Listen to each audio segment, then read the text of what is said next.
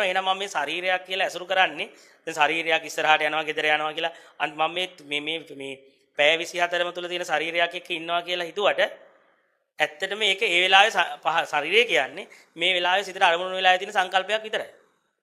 අත පය කකුල ඉඳ ගන්නවා හිට ගන්නවා ඇවිදිනවා හතර ඉරියව්වම කියන්නේ සිතවිල්ල පමණයි. ඒ සිතවිල්ල තුල ඇවිදින කෙනෙක්වත් ඉඳ ගන්න කෙනෙක්වත් ඇත්තේ නැහැ. කවුද ඔය ලණුව අපිට දීලා තියෙන්නේ? ඇයි අපි ඒක එහෙම එකක් අහලා ඒක ඔලුවට අරගෙන එහෙම ඉන්නේ? ඉතින් එතනදී හොඳට බැලුවොත් මෙතන මායාවේ ලස්සන සාර්ථක භූමිකාවක් දැනගන්න පුළුවන්. එතකොට මේ ලණුව මායා දුන්නා සියලුම යෝගීන්ට. බෞද්ධ නෙමෙයි අබෞද්ධ ප්‍රාග් බෞද්ධ යුගයේ බුදුදහම පහළ වෙන්නත් කලින් විමුක්තිය හොයාගෙන මුක්තිය හොයාගෙන මෝක්ෂය හොයාගෙන මහා කැපකිරීම කළ සියලුම යෝගීවරුන්ට මේ ලණුව මායා දුන්නා. ඔය සියලුම ප්‍රශ්න ඇති වෙන්නේ මම හින්දා ආත්මය නිසා. ඒ නිසා නෛරාත්මයට යන්න. ඉතින් ඒක බැලුවාම ඇත්ත ඉතින් දැන් තර්කානුකූල බලමු මම හින්දානේ මේ ඔක්කොම ප්‍රශ්න ඉන්නේ මම නැත්තම් ප්‍රශ්නයක් නැහැ. ඒ නිසා කරන්න තියෙන්නේ මමව නැති කරන්න. නෛරාත්ම වෙන්න ආත්මය නැති කරන එක. දැන් ඒ සඳහා ඒක ලේසි නෑ. දැන් මමව නැති කරනවා කියන එක ලෝකේ අමාරුම දේවල් වලින් එකක්. ඒක හිතපු ගමන් වෙන දෙයක් නෙමෙයිනේ.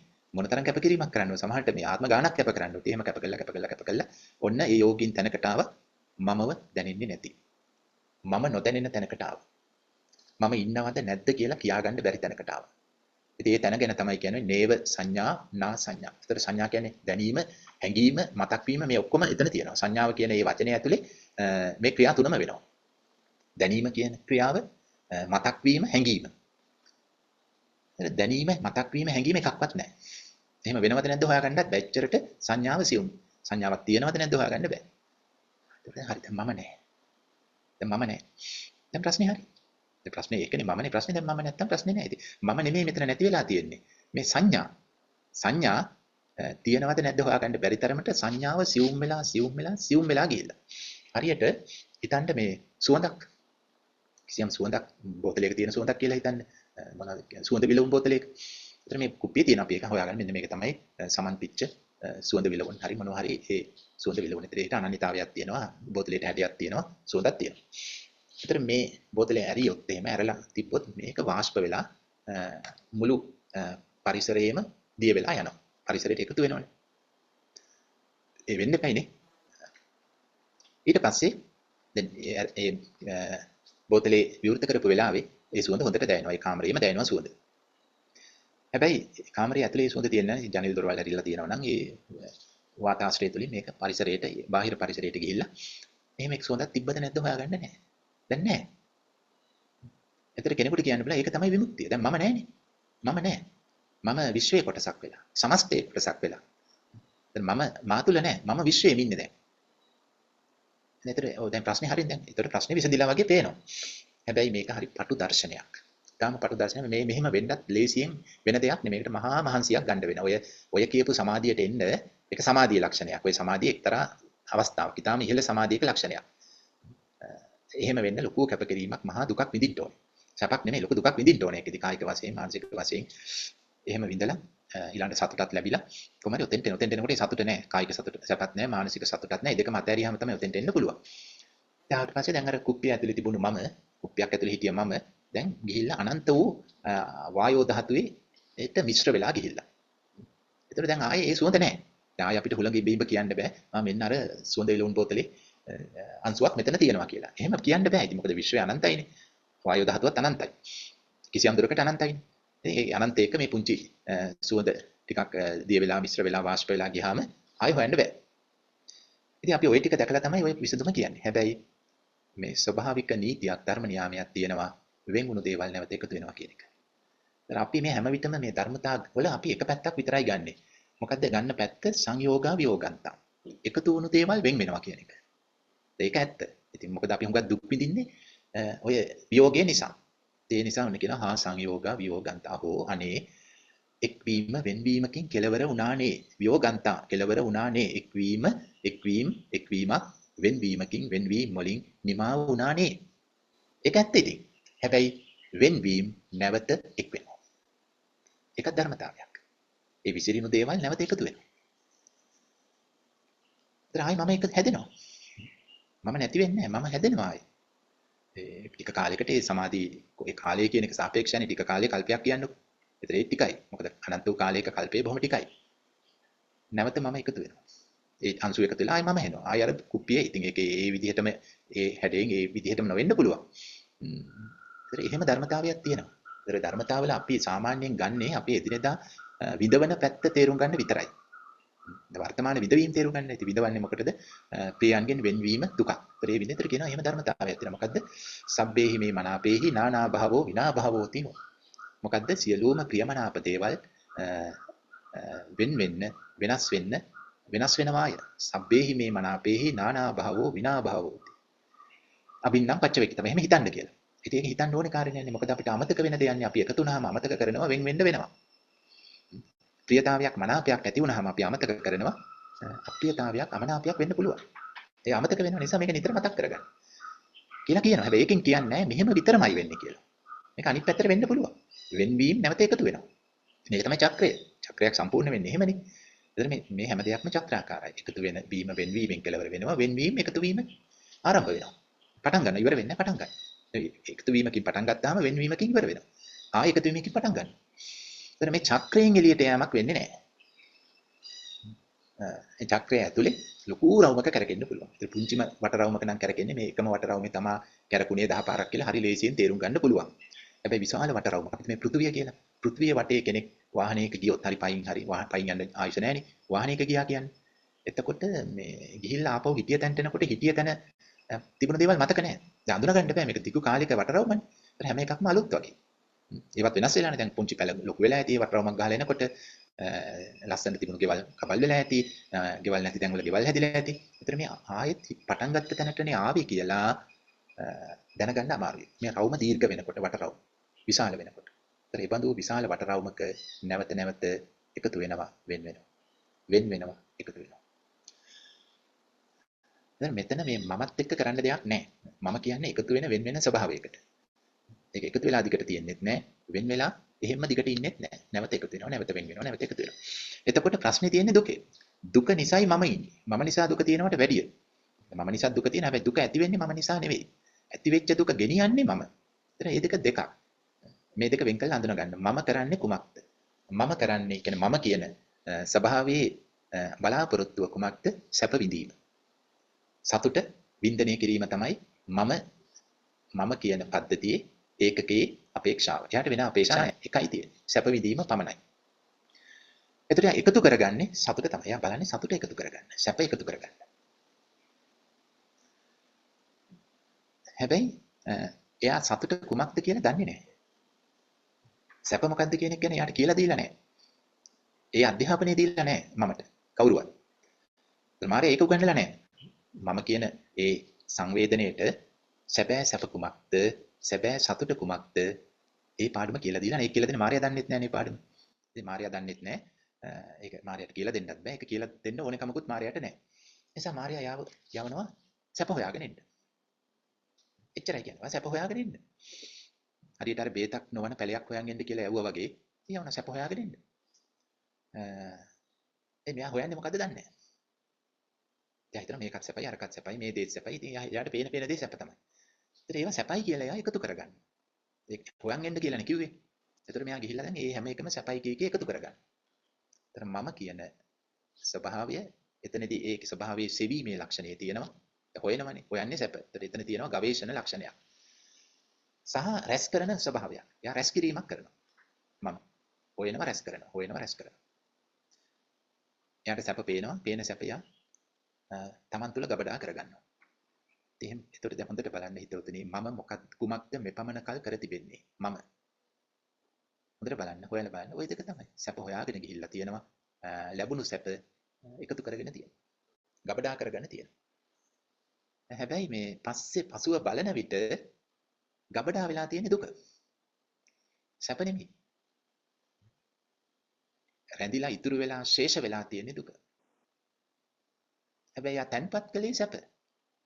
එතන මේ බැංකුවේ ප්‍රශ්නයක් තියෙනවා. මෙතන මොකක් හරි යටිකූට්ටු වැඩක් වෙනවා මේ බැංකුවේ ගනුදෙනු කරුවන්ට ගේ වත්කම් ඒ තැන්පත්තු වලට අසාධාරණයක් කළා තියෙනවා. ඉතින් මේකේ සාධාරණයක් හොයන්න බෑ මේකේ සාධාරණයක් තියෙන්න ඕනේ කියලා හිතන එකම වැරදි. මොකද මේක මාර්යාගේ බැංකුව. මාර්යාගේ බැංකුව. ඒතර මාර්යාගේ බැංකුවේ තමයි අපි ගිහලා තැන්පත් කරන්නේ. වෙහෙස මහන්සි වෙලා හම්බ කරලා නිදි මරාගෙන දාඩිය දාගෙන සටන් කරලා නඩු කියලා තරහ වෙලා ලෙඩ වෙලා ඔක්කොම කරලා හම්බ කරගත්ත මේ සැප අප ගිහිල්ලා තැන්පත් කරනවා මාර්යාගේ බැංකුවේ. මේ මාර්යාගේ බැංකුවේ තැන්පත් කරාම එයා බොහොම කැමැත්තෙන් බාර ගන්න. මේ බැංකුවල ස්වභාවය ඒකනේ. තැන්පතු කැමැත්තේ ඒකට කොන්දේසි නැහැ. කුංචි අසනක් ගහුවාම ඇති. හැබැයි ආයෙ ගන්න ගියාම ගා කොන්දේසි තියෙනවා. කොහොම හරි නැවත අපේ තැන්පතු ආපහු ගන්න ගියාම එතන සැප නැහැ. තැන්පත් කරපුවා නෙමෙයි තියෙන්නේ දැන්. දුක තියෙන්නේ. දැන් පොලිය ගෙවන්න කියනවා. ඒ පොලිය ගෙවන්නේ. පොලිය ගෙවන්න ණය වෙලානේ. ඒතර මේක ණයක් බවට පත් වෙලා. අපි කලේ තැන්පතුවක්. හැබැයි දැන් තැන්පතුව අපි ගත්ත ණයක් වෙලා. අපෙන් පොලිය ඉල්ලනවා. දැන් පොලිය ගෙවනවා. හොඳට බලන්න අතීත සැපට වර්තමානයේ පොලිය ගෙවීමක් තමයි අප කරන්නේ. දැන් අපි හිතන අනාගතයේත් එහෙම පොලිය ගෙවුවාම තව අනාගතේ ඊට වැඩිය සැපක් ලැබෙයි කියලා. ඒ පොලිය ගෙවුවට පස්සේ ආයේ සැපක් ලැබෙන්නේ නැහැ. මේක ඉවරයක් නෑ. ඉතින් පොලිය ගෙව ඉන්නවා. ඔය විදිහට බැලුවාම හොඳට පේන දෙයක් මේ දුක්ඛ නිරෝධය කියන ඒ සද්ධර්ම ආමන්ත්‍රණය වෙනුවට මම නිරෝධ කිරීම කියන පැත්තට ගිහිල්ලා සම්පූර්ණයෙන්ම කන පිට හැරවලා තියෙනවා. හැරිලා තියෙනවා. මම ඉන්නකල් දුක තියෙනවන්නේ මම එකතු කරලා තියෙන්නේ දුක තමයි. ඒක තමයි කරලා තියෙන්නේ. මම එකතු කරගෙන ගිහින් තියෙන්නේ දුක. මොකද මම දන්නේ නැහැ සැප මොකද්ද කියලා. ඒක මට කියලා දීලා නැහැ. ඒක නොකියා නොඋගන්වා තමයි යවලා තියෙන්නේ පිටත් කර හැර තියෙන්නේ එකතු කරගෙන එන්න කියලා. අහුවෙන දේ එකතු කරා අන්තිමට බලනකොට මහා දුක් ගොඩක් එකතු වෙලා. වෙන මොනවත් එකතු වෙලා නැහැ. ඒව මේ තස්ස කේවලස්ස දුක්ඛ කන්දස්ස සමුදයෝ හෝති. දුක් ගොඩක් මහා දුක් ගොඩක් එකතු වෙලා තියෙනවා. හැබැයි එකතු කරේ සැප. එක දුකක්වත් එකතු කරේ නැහැ. එකතු කරලා තියෙන්නේ සැප. හැබැයි එකතු වෙලා තියෙන්නේ දුක. ඉතින් මේ ගනුදෙනුව දිහා බලනකොට තරහක් එන්නත් පුළුවන්. බැංකුවක් එක්ක නම් තරහක් ඇවිල්ලා ලොකු තරහක් බැංකුව ඉස්සරහා ටිකට් කරන්න පුළුවන්, ഘോഷණ කරන්න පුළුවන්. බැංකුවේ කාර්ය මණ්ඩලයේ නිවාස අඩස්සිය තියන්න පුළුවන්. එහෙම උගත් දේවල් කරන්න පුළුවන්. මෙතන කිසි දෙයක් කරන්න බෑ. මොනව කරන්නද? කිසිම දෙයක් කාට කියන්නද මේ අවනඩුව කාටද කියන්නේ? බලෙන් අනඩු කරන සඳ ගොසින් කියන්නේ කාටද කියලා W සිල්වා සූරීන් ලියපු පොතක එතුමාගේ පොත්වල සමහර නවකතාවල පරිච්ඡේදයක් පටන් ගන්න ඔය වගේ බොහොම කෙටි නමුත් ඉතාම අරුත්බර යෙදුමකින් තමයි. ඒතර ඒක එතුමාගේ ඉගෙන කොල්ලා කියන නවකතාවේ එක පරිච්ඡේදයක් පටන් ගන්නවා මෙන්න මේ යෙදුමෙන් බලෙන් අනඩු කරන සඳ ගොසින් කියන්නේ කාටද? බලෙන් කියන්නේ මේ බලේ තියෙන කෙනෙක් අවනඩුවක් කරනකොට අපි කාටද කියන්නේ? බලේ තියෙන කෙනෙක් නම් මේ අවනඩුව අසාධාරණේ කරන්නේ ගොසින් කියනුවේ කාටද? ඉතින් කාටද කියන්නේ? ඒ කියන්න ඕන කෙනාම තමයි අසාධාරණේ කරන්නේ. වෙන කියන්න කෙනෙක් නැහැ. ඒතර මේක එහෙම නැහැ. ඒ නිසා තමයි අසරණයි අනාතයි කියලා කියන්නේ. අන්න ඒ ස්වභාවය පේනවා. මොන තරම් අසරණද මේ ගනුදෙනුව මේ බැංකුවත් එක්ක ගනුදෙනු කරපු හැමෝම අසරණ වෙලා අනාත වෙලා ඉන්නේ. කවුරුවත් ගොඩ ගියපු කෙනෙක් නැහැ. සකල මනාවම නැති කරගෙන තියෙන්නේ. කියන්න කෙනෙක් නැහැ. එතකොට අන්න දහම ඇහෙන වෙලාවක්. දැන් ඔතන හොඳම අවස්ථාවක් සුණාතේට. දැන් වෙන පිහිටක් නැහැනේ. දෙවි කෙනෙකුට මේක පිහිට වෙන්න බෑ. මොකද දෙවියන්ටත් වඩා ප්‍රබල කෙනෙක් තමයි මේ අසාධාරණය කරලා තියෙන්නේ. ඒ නිසා තමයි කියන්නේ බලෙන් අනඩු කරන ආසන්ද ගොසින් කියනුවේ කාටද? කියන්න කෙනෙක් නැහැ. දැන් එහෙම ඒබඳු වැලේ වැල් නැතුව සිටින මොහොතක තමයි පටාචාරතුමියත් හිටියේ. එතුමිය නෙමෙයි ඉතින් ඒ අවබෝධය ලැබපු හැමෝම ඔතෙන්ට එනවා. කිසිම ප්‍රශ්නයක් නැති අයත් අවබෝධය ලැබුවනේ. ප්‍රශ්නයක් මොනේ අවබෝධය ලබන්නේ. හැබැයි අවබෝධය ලබන්න මොහොතකට කලින් මෙන්න මෙතෙන්ට එනවා. කොතෙන්ටද? එල්ලෙන්න වැලේ වැලක් නැති තැනකට එනවා. එතනදී දහම කියනවා මේක තමයි යථා ස්වභාවය.